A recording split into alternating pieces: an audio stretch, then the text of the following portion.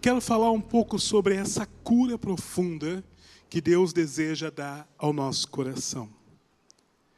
Quem é que tem um coração ferido? Todos nós passamos por uma ferida emocional. Todos nós passamos, em algum momento da vida, alguém vem até nós e nos machuca. Porque fere o nosso ego, e quando fere o nosso ego, nós nos sentimos feridos. E é sobre esta cura, a cura do coração, que eu gostaria de falar com vocês, porque é isso que Deus quer fazer conosco nesse dia. A cura acontece por meio do perdão. Mas a gente pode pensar assim, que nós não temos ninguém para perdoar. Porque nosso coração não guarda rancor.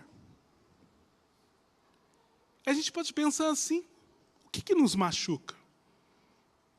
Mas, de repente, a gente vai percebendo que a amargura, o ressentimento, vai tomando conta da gente.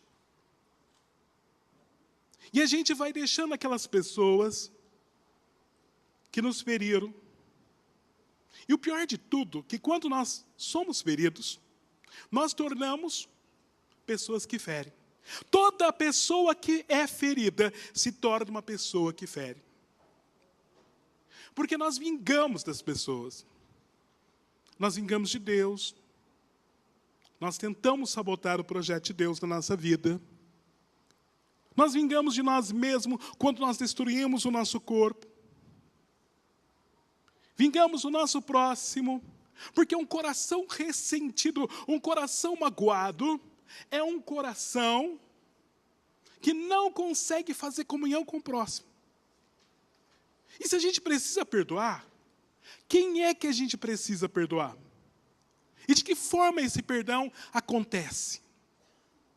Talvez você esteja aí na sua casa com o teu coração profundamente magoado. E talvez você diz assim, eu não quero perdoar. Porque se você estivesse no meu lugar, aquela pessoa destruiu a minha vida. Ela acabou comigo. Aquela pessoa que passou pela minha vida, aquele ex, ou aquela pessoa que passou pela minha vida, acabou comigo. O meu coração está totalmente ferido, machucado, destroçado, caído por terra. Talvez essa mágoa que você tenha do seu pai, porque seu pai abandonou a sua mãe. Você era pequeno. E você falou assim, eu nunca mais vou amar. E de repente você fala assim, eu também nunca mais vou fazer a mesma coisa. Quando eu casar vai ser diferente, eu vou tratar meus filhos diferente. Eu nunca vou fazer o que o meu pai fez. Eu nunca vou fazer o que o meu pai fez. Meu pai foi duro comigo. Foi cruel comigo, me abandonou. E de repente você casou e você percebe que está fazendo a mesma coisa. Você se tornou aquela esposa como era sua mãe, com aquele coração ferido, rejeitado e fazendo as mesmas coisas, sendo tão estúpida com seus filhos, com seu marido, agindo do mesmo jeito que você olhava a sua mãe. E você falava assim, não, isso eu não quero fazer, eu não vou fazer, eu prometo que eu não vou fazer. Mas por que nós agimos assim? Por que nós repetimos histórias? Aquelas histórias que prometemos que nunca mais a gente ia fazer. De repente você olhava seu pai chegar todo alcoolizado em casa. E você falava assim, eu não vou casar com uma pessoa assim. E hoje você está casada com uma pessoa semelhante ao seu pai. Aquela ferida está lá dentro do seu coração. Você está tendo aquele mesmo comportamento que a sua mãe. O que nos faz agir desse jeito? Por que nós agimos desta maneira? Por que será que nosso coração repete? Porque nós não elaboramos as histórias da nossa vida. Enquanto nós não elaboramos a história da nossa vida, enquanto não passamos por um perdão profundo, uma cura profunda, aquela história vai se remoendo dentro de nós. Vai acabando conosco. Porque a gente entra num processo de vingança. E é um processo interno dentro da gente. Porque o que a mágoa faz conosco, ela vai nos destruindo e corroendo, corroendo, corroendo, corroendo. Ela acaba conosco. Ela vai trazendo para nós doenças somáticas. De repente, a nossa pressão começa a subir, a nossa glicose altera, o nosso batimento cardíaco fica descompensado, porque a mágoa só vai destruindo aos poucos o nosso corpo. Vai destruindo nossa parte mais profunda de nós mesmos. A gente deixa de ser aquilo que nós somos e nos tornamos pessoas profundamente amargas. E aí o inimigo aproveita dessa brecha e vai nos destruindo aos poucos. Vai consumindo a nossa vida. A nossa vida vai se consumindo dia a dia. E cada dia que passa, a mágoa vai se tornando o nosso estilo de vida. E aí, a primeira coisa que acontece conosco é perder o sentido da existência. E o pior de tudo, que nós estamos vivendo numa geração que está perdendo o sentido de existir cada vez mais cedo. Adolescentes dizem assim, eu não quero mais viver. Nós estamos vivendo numa geração que está profundamente machucada. Uma geração que esqueceu da palavra eu te perdoo.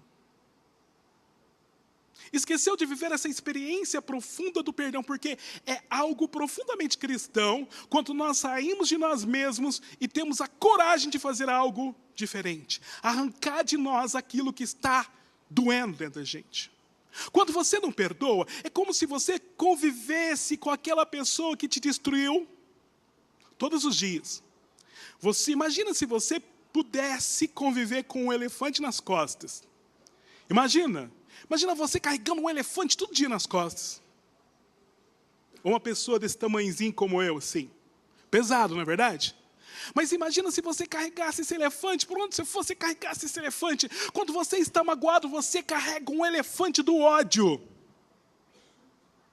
E aonde você vai, você é ressentido. Na tua família, você demonstra, porque todo ressentido, ele faz questão que todo mundo sabe que ele é o quê? Ressentido. E acontece, está reunida a família, de repente o ressentido já vem, e a primeira coisa que o ressentido faz é criar o quê? Polêmica. Todo ressentido é alguém que cria uma polêmica. Porque ele está magoado, ele está ferido. E eu quero dizer para você, se você está assim, hoje Jesus quer trazer para você essa cura. Ele quer dar para você essa cura emocional.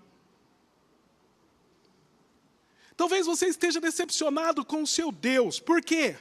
Porque existem 3 coisas que faz com que a gente se torne magoados. Existem 3 razões para perdoar. A primeira coisa que precisamos perdoar não é uma coisa, sim uma pessoa, é Deus.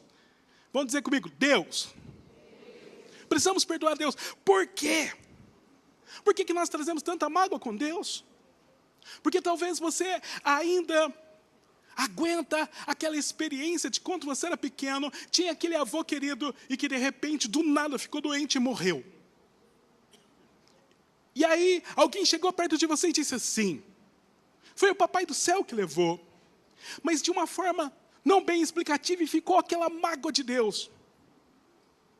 Talvez você esteja magoado com Deus porque a tua vida está indo de um jeito que você não concorda.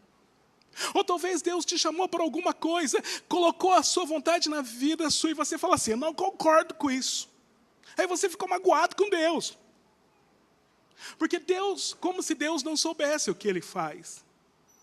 Nós nos magoamos com Deus porque trazemos essa imagem, mas não é a imagem de Deus. A imagem que ficamos magoados, todas as vezes que magoamos com Deus, é porque nós magoamos com o nosso Pai. Por isso que para você perdoar, É preciso passar por um perdão profundo das duas figuras principais. A figura do pai e a figura da mãe. E talvez você nem conheça essa figura de pai, de mãe. E aí seu coração está lá destruído, acabado. E aí você tem uma coisa assim. Você relaciona muito bem com Jesus. Você tem essa proximidade com Jesus. Mas tem uma dificuldade enorme de falar da figura do pai. De relacionar com o pai, de pedir para o pai. Porque todas as vezes que você passa por essa experiência, você sente uma profunda rejeição. Nós culpamos a Deus por tudo. Catástrofes, más decisões econômicas que tomamos, coisas que fazemos com o nosso dinheiro. E aí vamos acumulando um certo ressentimento. E isso vai destruindo você, sua família, tudo. Me lembro de um senhor em estado terminal que dizia para mim assim: eu não vou para o céu. Eu perguntei por quê? Eu não consigo me arrepender. Por quê? Porque eu não consigo amar a Deus. Porque eu acho que Deus destruiu a minha vida. E ele transferia a culpa de uma vida infeliz, de decisões infelizes, toda para Deus. E aí, conversando com ele, ele pôde se abrir essa experiência de perdoar a Deus. Não que Deus fez algo, mas a gente coloca, transfere, faz uma transferência humana. Nós transferimos os nossos sentimentos, os nossos dissabores, a nossa vida sofrida, e culpamos a Deus pelo nosso casamento. Tem gente que culpa a Deus pelo seu casamento. Não é verdade? Eu quero fazer uma pergunta. Quem é casado aqui? Levanta a mão. Olha que tanto de gente casada. Palmas para as pessoas casadas. Eu quero fazer a pergunta mais difícil da tua vida. Para casar, você pediu para quem? Para Deus? Você chegou lá, Deus, dá um marido para mim. Ou você olhou bem, estava olhando assim, eu estou ficando velho, a idade está passando, está doendo o joelho. E pegou, olhou bem, o primeiro que apareceu, você falou, é esse. Aí levou a benção para casa. Está morando com a benção. Benção. No dia do casamento estava rindo até aqui.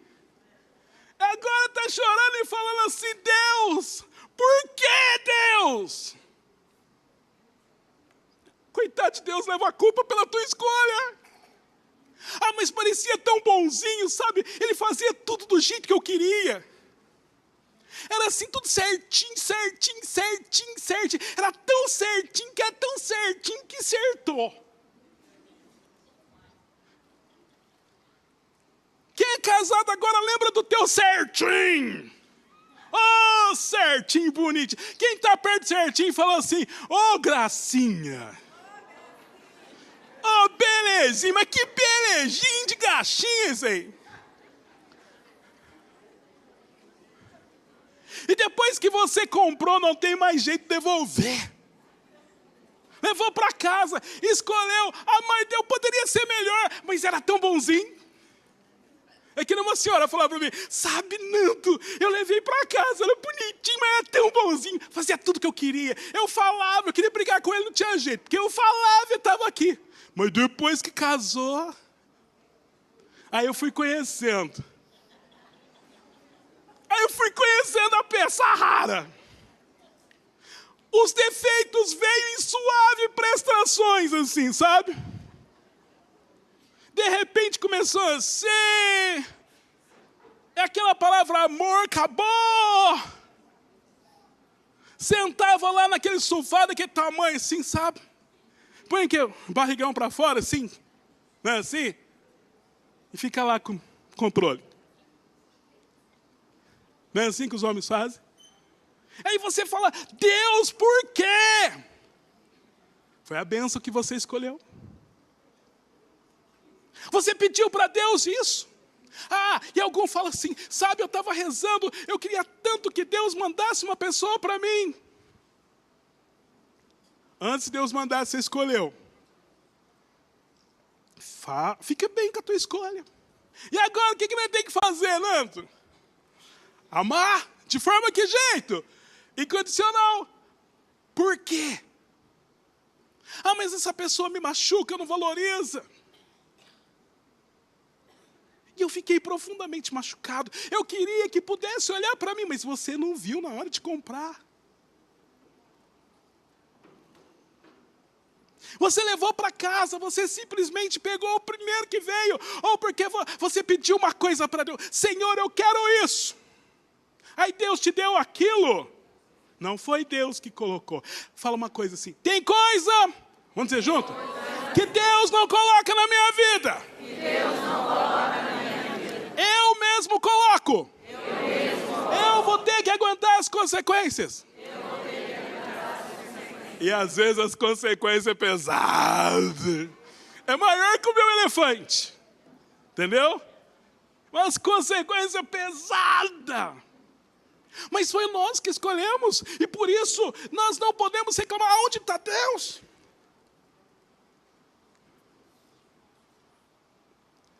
Então nós ficamos revoltados com Deus. Ficamos revoltados com o nosso próximo. Parentes, amigos, as pessoas nos machucam o tempo todo. Somos profundamente machucáveis. Todo dia você acorda e prepara teu coração, porque você vai se machucar até de tarde. Vou falar uma coisa para você. Quem já foi machucado hoje? Então prepara. Senão você vai chegar em casa, teu marido vai falar: onde você estava, doçura? Eu estava no programa, louvemos o Senhor. Entendeu? Fala por quê? Nós estamos vivendo assim, cada dia podemos ser machucados. Aí você chega lá todo feliz, eu quero louvar, eu quero bendizer teu nome. Chega lá todo feliz em casa, você encontra tua filha lá com aquela cara assim. Oi, filha! Oi. Tudo bom? Nossa, eu estava lá naquele programa, estava tão bom. Tá. E às vezes os nossos filhos ficam assim, ó. Já viu? Você não consegue mais conversar com o adolescente, ele é assim, ó. Pega o celular. Você só conversa com o adolescente quando ele chega perto de você e pede alguma coisa. Nós magoamos, por exemplo, conosco mesmo, porque nós temos uma expectativa alta de nós. Por exemplo, talvez a gente queria ter um corpo assim, sabe? Incrível. Aí você faz uma dieta e engorda 5 quilos. Tenta outra e engorda mais 10. Aí você olha para o espelho e diz assim, espelho. Nós estamos vivendo assim. Aí temos 3 pessoas ali que nós temos que perdoar. Primeiro a Deus, porque nós culpamos todos os nossos fracassos. Já percebeu que Deus é culpado de tudo, né? O time perdeu, nossa, foi Deus. E nós estamos assim vivendo esse ressentimento. E o pior de tudo é que nós ficamos ressentindo. Nós vivemos uma experiência muito dura, de um sofrimento muito grande. Assim, no livro de Tobias, lá no Antigo Testamento, havia uma mulher chamada Sara. Teve 7 maridos. Ela havia passado por uma experiência terrível. Todas as vezes que ela arrumava alguém na vida dela, vinha o inimigo, encardido, chegava e matava. Ela escolhia o encardido matava. Eu quero dizer uma coisa para você. Quando você não deixa Deus te ajudar na escolha, você acaba escolhido. Olha para a pessoa que está do seu lado e fala assim, se você não deixou Deus te escolher por você, você vai acabar escolhido. E tem alguns que já foram até sorteados. Uhul! Sem devolução, hein? Sem devolução. E Sara estava lá, coitada dessa Sara. Lá no livro de Tobias, que eu aconselho todos lerem. Livro pequenininho. Tem umas 5 páginas aproximadamente. Mas tem uma história tão linda que fala de um arcanjo tão forte, Rafael, que ajudou a Sara naquele momento que ela mais precisava, porque ela estava profundamente ferida. E ela pediu alguém. E Deus mandou. Mas ela tinha que perdoar quem? Poxa, ela casava. O inimigo matava os maridos dela. Por quê? Qual que é a moral da história? Nós precisamos casar com alguém que Deus coloque em nossa vida. Essa é a grande moral da história. Mas também, Sara teve que fazer um perdão profundo, aprender a perdoar a Deus, pela ferida que estava lá dentro do seu coração. O coração de Sara estava profundamente ferido. E Deus veio restaurar o seu coração, a sua vida. Enviou Rafael para curar este coração, essa ferida que estava ali. E quando nós fazemos a experiência do perdão, algo extraordinário acontece. Ah, mas como fazer essa experiência do perdão? Vou contar um pedaço da minha história. Eu nasci num lar difícil. Meu pai era alcoólatra. E nós sofrimos muito com o alcoolismo do papai. Meu pai era profundamente uma pessoa distante da família. Todas as vezes, meu pai chegava em casa bêbado. Não caía pelas ruas, não chegava a esse ponto. Mas, porém, nós sofrimos todos os dias. De segunda a segunda. Era um sofrimento. Quando o papai saía de casa, a gente ficava em paz. O papai saiu. Quando o papai voltava de casa, cada um ia para um canto, tentava esconder. Era uma situação muito difícil conviver com meu pai. Era duro demais. E meu pai, nós tinha eu, a minha irmã e meu irmão. Meu irmão acabou falecendo muito cedo. Ficou eu e minha irmã. Meu pai me elegeu para descontar toda a raiva dele. Não sei o motivo, até hoje. Não consigo entender. O porquê que papai fazia isso comigo. Meu pai me chamava de 2 nomes. Morfético e desgraçado. Eu vou falar uma coisa que parece engraçado, mas eu preferia ser chamado de desgraçado, porque quando ele me chamava de morfético, o negócio estava feio. Era coisa difícil. Nunca me chamava pelo nome. Meu pai sempre me criticava. Que eu nunca ia ser nada na vida, que eu nunca ia conseguir isso, que eu nunca ia conseguir aquilo. E aquelas palavras entravam dentro de mim e acabavam comigo. Foi difícil para mim tudo. A vida não foi fácil. Para começar a ir na escola foi difícil, porque eu não tinha confiança em mim. Meu coração estava destruído, aniquilado, jogado. E eu me refugiava cada dia mais na comida. No auge da minha vida, cheguei a pesar quase 200 quilos. Estava lá me destruindo aos poucos, me consumindo, me acabando aos poucos. Sofrendo com aquelas palavras duras do papai. Meu pai era cruel. Não porque ele era, mas porque não tinha sido amado. E eu tinha que conviver com aquela história. E um dia, do nada, meu pai chegou próximo à hora do almoço, em casa. E aí eu achei estranho, porque o papai levantava cedo. E fazia todo mundo levantar cedo. Contar uma história. Meu pai me obrigava a comprar pão para ele. Eu acho normal. Se você, todo filho pode comprar um pão para um pai. Só que a padaria abria 6 horas da manhã. Meu pai mandava lá 4 horas da manhã. E eu morria de medo de ficar esperando. Ficava esperando. E nós tínhamos um cachorrinho. E todas as vezes meu pai lá abria a janela do quarto. E o cachorro pulava em cima. Eu tinha que levantar e ficar lá esperando. Pai, não abriu ainda. Mas vai lá. Ficava lá esperando. Até o padre falou assim, por que você chega primeiro que todo mundo? Você tem medo do pão acabar? Não. Mas era meu pai. Meu pai também era muito violento com a minha mãe. Batia. Xingava. Chamava de tudo quanto é coisa. Tudo quanto é coisa. Mas não respeitava o lar. E eu fui crescendo, um pré-adolescente com o coração machucado, ferido. Como eu disse, meu pai um dia chegou, e eu percebi que meu pai estava muito cansado, com uma aparência cansada. Papai estava cansado demais. E aí ele falou, fui no médico.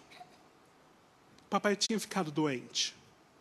Tinha que fazer uma cirurgia cardiovascular profunda. Aí meu pai foi para um hospital e ficou eu, a minha irmã, minha mãe e meu irmão em casa. Vou falar uma coisa terrível. Pela primeira vez na vida, a gente descobriu o que era a paz. Nessa situação. E eu já tinha sido convertido. Eu já tinha recebido o Senhor Jesus nessa igreja linda, católica, apostólica, romana, igreja de Maria. Eu já tinha tido essa experiência do Senhor Jesus. Mas o meu coração ainda era um coração duro, de pedra, difícil. Eu estava lá todo machucado, extremamente machucado. E ali, papai ficou doente, passou a primeira semana, passou a segunda, passou a terceira, e papai lá internado. E a gente lá em casa, como é que a gente estava? Minha mãe sofrendo. Eu e a minha irmã rezando. E eu rezava todo dia para meu pai ser curado, essa oração. Senhor, cura meu pai. Mas se o Senhor não quiser, não desperdice esse milagre. Use com alguém que precisa mais. Porque está uma paz aqui em casa. E de repente, num domingo assim como esse, nós recebemos uma ligação do hospital. Uma notícia difícil de se encarar. O médico falou, prepara, porque eu acho que ele vai partir. Aí a mamãe começou a ficar desesperada. Eu comecei a ficar perturbado com aquilo. Eu falava assim, poxa, como é capaz essa mulher só apanha? Ela deve gostar de apanhar. Que mulher estranha, está só apanhando, sofrendo. Eu fiquei lá olhando para minha mãe desesperada, chorando. Eu falei, mas como ela pode chorar por um homem desse? Eu devia agradecer. Porque meu coração era cristão, mas às vezes a gente é cristão fake, sabe? Ou cristão light, com baixos teores de santidade. Porque o cristão precisa viver essa experiência do perdão. E é a experiência do perdão que liberta o cristão da sua arrogância. E eu estava nessa experiência. Cristão fake, Bíblia debaixo do braço, tercinho no bolso. Mas estava lá, arrogante, prepotente. Aí eu olhei bem para aquilo e vi minha mãe chorando. E minha mãe chorava, e eu entrei no quarto. Enjoelhei na minha cama e falei com Deus naquele dia. Falei, Deus, por que você não cura o meu pai? Cure pela minha mãe, não por mim. Ela gosta de sofrer. Que culpa eu tenho? Que culpa eu tenho? Por que o Senhor não cura meu pai? Traz para ela quer ele, ela precisa dele. E eu ouvi uma voz de Deus no meu coração que dizia assim, você não é capaz de perdoar. E de repente, como se fosse um vídeo, uma história, um filme, foi passando pela minha cabeça todas as vezes que meu pai me magoou, todas as vezes que ele me humilhou perto dos meus amigos, todas as vezes que ele faltou nas festas de escola, todas as vezes que ele me desprezou, todas as vezes que ele não jogou uma bola comigo, que não brincou comigo, todas as vezes que ele falava que o filho do vizinho era isso, o filho do vizinho era aquilo, o filho do ciclano era aquilo, e nunca falava de mim. Para mim, meu pai sempre me magoou. E foi passando e eu comecei a chorar. Não sei quanto tempo demorou aquilo, mas eu sei que quando passou aquele momento, eu fui passando por uma cura profunda, eu fui me libertando de tudo aquilo que o papai havia feito comigo. De uma história muito destrutiva. Eu fui me libertando aos poucos. Deus foi curando a minha história. E curou de um jeito. E curou de uma forma profunda. Eu saí de lá profundamente aliviado. E o melhor de tudo, com o coração em paz. Eu nunca tinha experimentado paz. Foi uma experiência de paz. Não uma coisa que você sente, mas uma coisa que experimenta, sim. Eu estava aliviado porque havia perdoado o papai. Aí o tempo passou. E aquilo que a gente esperava não se concretizou. Papai não veio falecer naquele dia. Veio a segunda, a terça, a quarta, e o médico falou assim, vamos liberá-lo, não dá mais para fazer nada, vai morrer em casa. Vamos assim dizer. Papai veio para casa e começou o tratamento lá mesmo.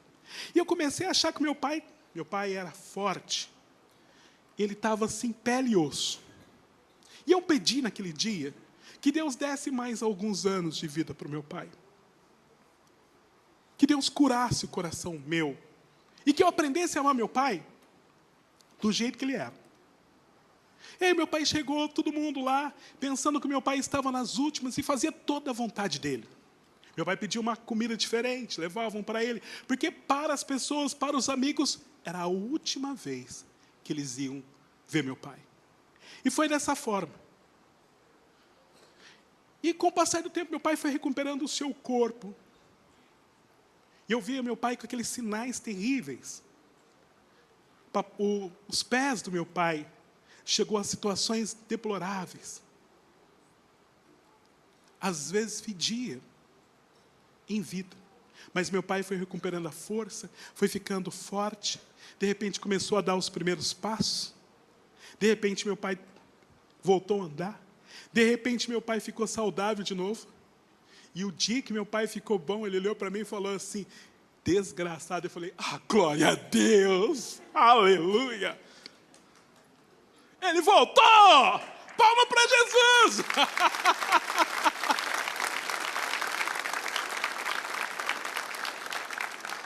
Naquele dia eu tinha descobrido a maior lição de todas. O perdão tem poder de mudar uma vida, a sua. Meu pai continuou sendo do mesmo jeito. Mamãe tinha uma ideia que papai, se acaso ele se convertesse, se acaso acontecesse uma experiência, papai mudava. Papai não mudou, mas eu mudei. Eu me lembro que eu fui para a minha comunidade. Comecei na comunidade com uns 14 anos, quando ela nasceu a minha comunidade.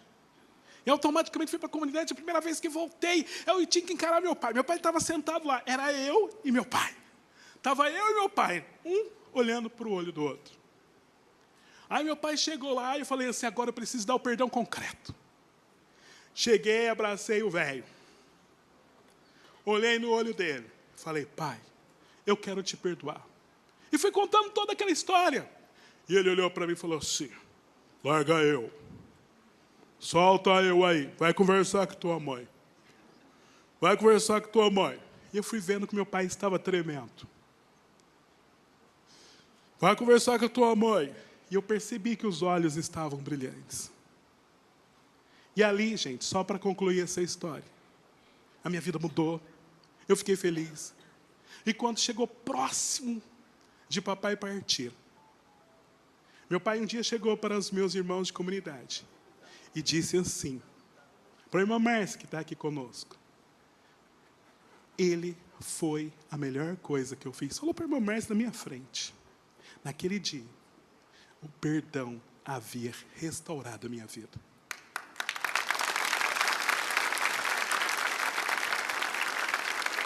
Eu quero dizer para você que está na sua casa, eu não conheço você, nem a sua história, mas está na hora de você abandonar esse ressentimento. Está na hora de você curar esse coração. E eu quero pedir para todos vocês que estão aqui, vamos ficar de pé.